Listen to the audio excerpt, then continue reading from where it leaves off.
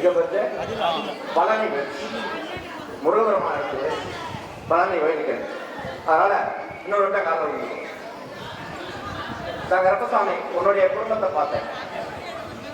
அதே போல என்னோட வழக்காடி ஒரு வாக்கு வாங்கும் போது உன் பிள்ளைக்கு ஒரு வாழ்க்கை அமைச்சு கொடுத்து, நான் சொல்லிவிட்டேன், ஒரு பிள்ளைக்கு வாழ்க்கை அமைச்சு கொடுத்து, அதன் பிறகு கருப்பசாமி கருவுக்கு போயிடுச்சுப்பா. கரு உருவாகக்கூடிய சூழ்நிலையில கருப்பசாமி ஒரு வாழ்க்கைய மிச்சம் பண்ணி தந்துடுறேன். உன் பிள்ளைக்கு ஒரு பெண் குழந்தை பிறக்கும்டா.